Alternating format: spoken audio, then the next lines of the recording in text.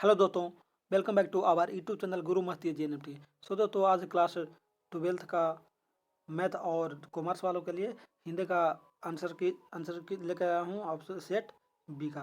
तो चलता हूँ डायरेक्ट क्वेश्चन की ओर। तो आपका यहाँ से क्वेश्चन बोल रहा है, थोड़ा सा बड़ा कहते हैं ताकि सही से दिखाई देवे।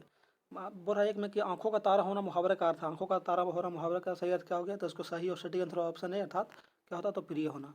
आगे दूसरा क्वेश्चन बोल रहा है कि चुटकी लेना मुहावरे का सही अर्थ क्या हो गया? दो का सही आंसर ऑप्शन है, अर्थात हंसी उड़ाना होता है। आगे तीसरा में चलते हैं। तीसरा बोल रहा है कि तीर मारना मुहावरे का सही अर्थ क्या होगा? तो तीन का सही और सटीक आंसर ऑप्शन है, अर्थात बड़ा कार्य करना होता है। आगे चलते हैं चौथा में कि दिल छोड़ा करना मुहावरे का अर्थ क्या होता है? दिल छोड़ा करना मुहावरे का सही अर्थ होता है ऑप्शन डी, अर्थात प्रसन्न होना। आगे चलते हैं, आगे पाँचवा में चलते हैं। आपका पांचवा क्वेश्चन है कि पुत्र शब्द का विशेषण है, पुष्प का विशेषण क्या है? तो पाँच का सही आंसर ऑप्शन बी होता था, पुष्पित हो जाएगा। छठा बोला राष्ट्र शब्द का विलोम क्या है? राष्ट्र का शब्द राष्ट्र आंसर होगा ऑप्शन है, अर्थात राष्ट्रीय हो जाएगा। सातवां में चलते हैं। सातवां क्या बोला? समाज शब्द का विशेषण क्या होगा? तो समाज का सही आंसर ऑप्शन बी हो जाएगा, अर्थात सामाजिक हो जाएगा। आठवां में चलते हैं। आठवां में संधि के कितने में? संधि के कितने में है? तो आठ का सही आंसर ऑप्शन है, अर्थात तीन हो जाता है। नौवां में चलते हैं। कौवा आ रहा है किस सर्वनाम का उदाहरण है? तो नौ का सही आंसर ऑप्शन है, अर्थात प्रश्न बता कौन कौन आ रहा है, बोल रहा कौन आ रहा है। ये हो गया सब प्रश्न बता। दसवां में कुछ खा लो सर्वनाम क्या बोला? कुछ खा लो। तो इसमें क्या निश्चय नहीं है, इसलिए इसका सही आंसर क्या होगा? 10 का ऑप्शन बी, अर्थात अनिश्चय में बोल रहा है कुछ खा लो। आगे चलते हैं 11वां में। तो 11वां बोला कि प्रकृति वर्णन से संबंधित कविता कौन है? प्रकृति से वर्णन कौन सा कविता है? तो 11 का सही आंसर ऑप्शन बी होगा, अर्थात उषा हो जाएगा। आगे 12 में 12 बोला बीजा का रचयिता कौन है? बीजा का रचयिता कौन है? तो 12 का सही आंसर होगा ऑप्शन बी, अर्थात कबीरदास है। आगे 13 में चलते हैं, छोड़ा कहते हैं थोड़ा सा। 13 बोला कि आत्मनिर्भर शीर्षक निबंध में शंकर और पार्वती किस प्रकार वर्णित है? तो 13 का सही आंसर हो गया ऑप्शन सी, था कल्पित है। आगे चलते हैं 14 में। 14 बोला कि लेखक को स्कूल में झाड़ू लगाते किसने देख लिया था? तो इसको सही आंसर हो गया ऑप्शन सी, था तो पिताजी ने देख लिया था। आगे चलते हैं 15 में। 15 का सही आंसर क्या? मुनि डाक गाड़ी के पीछे क्यों जाता था? तो चिट्ठी लेने के लिए जाती थी। आगे चलते हैं 16वें क्वेश्चन में। 16 क्या बोला है कि मानक बिजनी से दूध की जगह क्या मांगा था? तो पानी मांगा था। आगे 17 में क्या बोला? साम्यवादी किससे लड़ रहा है? तो इसका सही आंसर हो गया अर्थात बी, अर्थात समाजवादी से लड़ रहा है। 18 में तुलसीदास का सर्वश्रेष्ठ महाकाव्य कौन सा है? तो इसका सही आंसर ऑप्शन सी था, तो रामचरित मानस होगा। आगे 19वां में रामधारी से दिनकर के रचयिता में से कौन सा है? तो इसका सही आंसर ऑप्शन सी था, तो आत्मनिर्भर।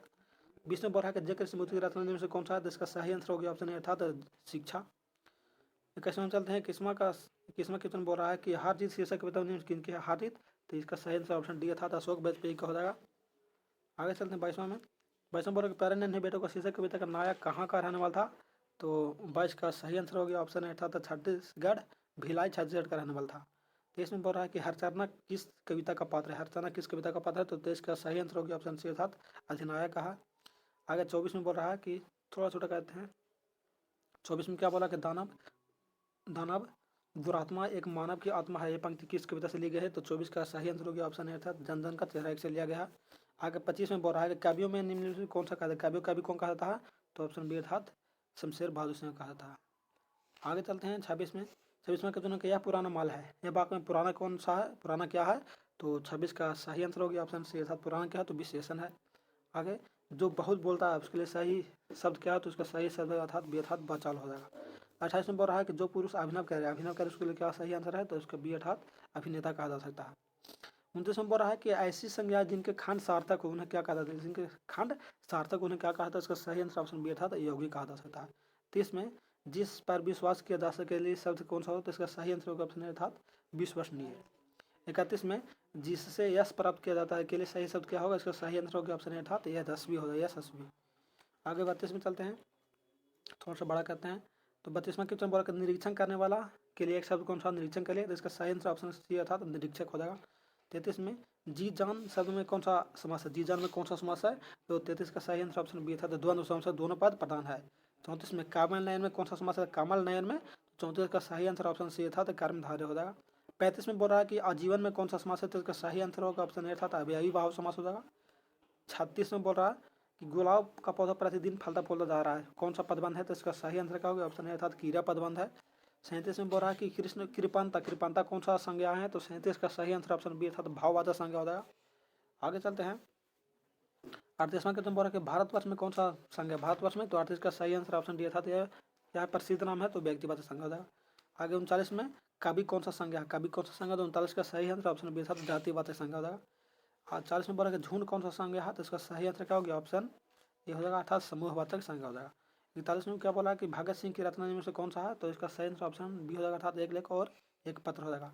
42 में ओम प्रकाश वाल्मीकि की रचना निम्न में से कौन सा है, तो इसका सही आंसर क्या हो गया, ऑप्शन सी अर्थात जूठन ओम प्रकाश वाल्मीकि द्वारा लिखा गया है। आगे 43 में है कि बालकृष्ण भट्ट की रचना निम्न में से कौन सी है, बालकृष्ण भट्ट की रचना कौन सा है, तो इसका सही आंसर क्या होगी, ऑप्शन ए अर्थात बातचीत हो जाएगा। 44 जायसी की रचना निम्न से कौन सा, जायसी की रचना है, इसका सही आंसर हो गया ऑप्शन ए अर्थात कड़वक जायसी के द्वारा लिखा गया है।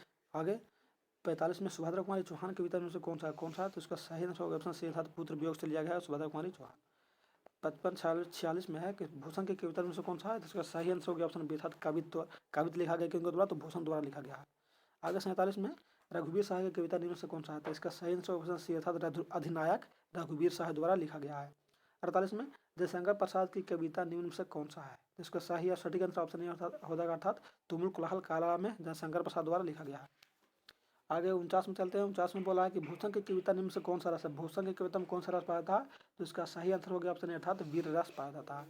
आगे 50 में निम्न से किस गैदरिंग का उल्लेख है, गैदरिंग का उल्लेख किस में है, तो 50 का सही और सटीक आंसर हो जाएगा ऑप्शन ए अर्थात रोज में गैदरिंग का उल्लेख है। छोटा अब आगे चलते हैं। मेरा खोया हुआ खिलौना अब मेरे पास न आया है, पहले किस कविता से लिया गया है, तो इसका सही और सटीक आंसर होगा ऑप्शन ए अर्थात पुत्र वियोग, जिनका लिखा गया सुभद्रा कुमारी चौहान।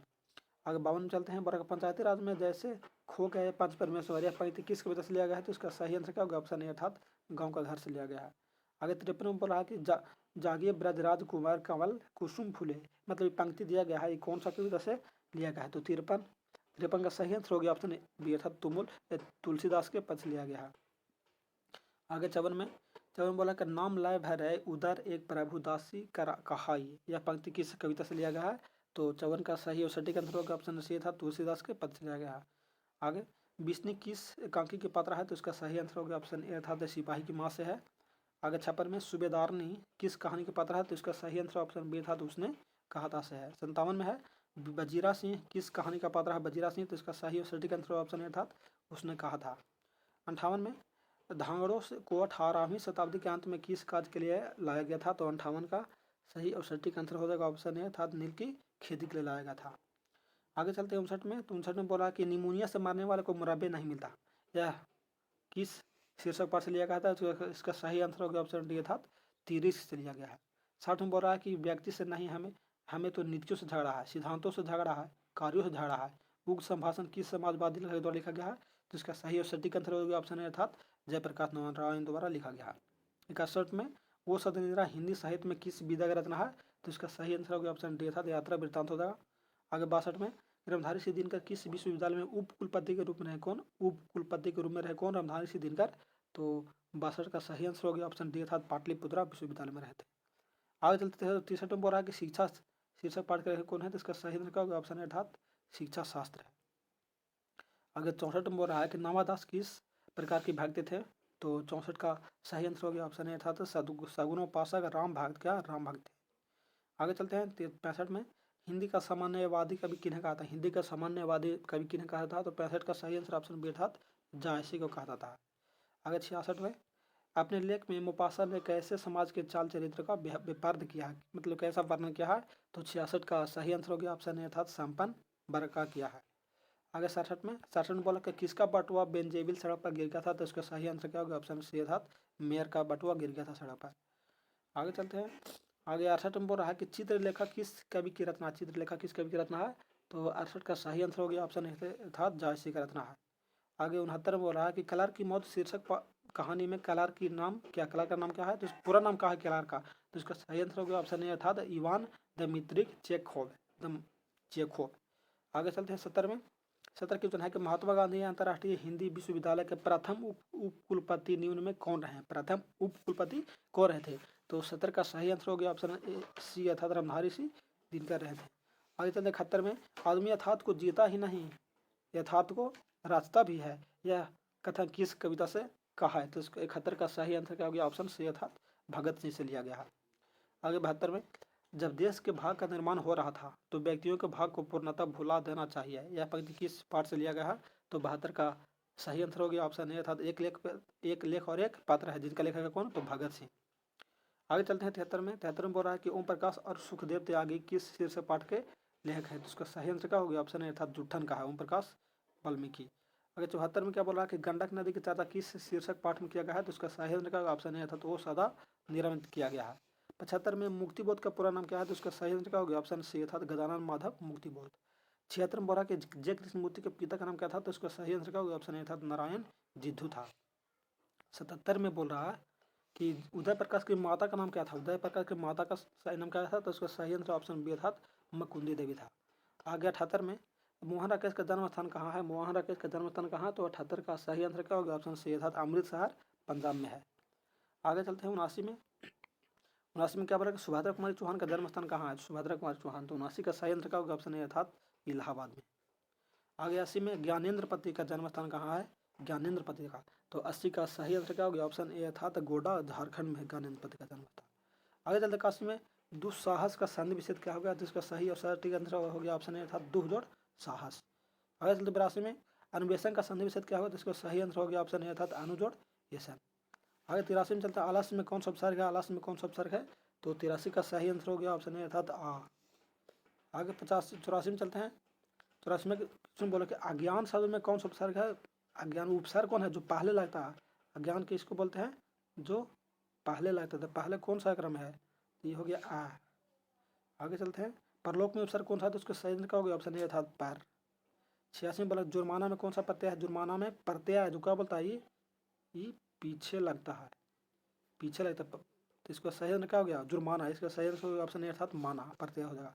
पंकिल में कौन सा प्रत्यय, पंकिल में प्रत्यय कौन होगा, तो इसका सही आंसर हो गया ऑप्शन ए अर्थात इल प्रत्यय होगा, पंकिल इल। चमक कौन सा शब्द है, 88 का सही आंसर क्या हो गया? चमक बोल रहा था, चमक क्या पुल्लिंग है, स्त्रीलिंग है, उभयलिंग है, तो उसका सही आंसर क्या होगा? ऑप्शन बी अर्थात स्त्रीलिंग है।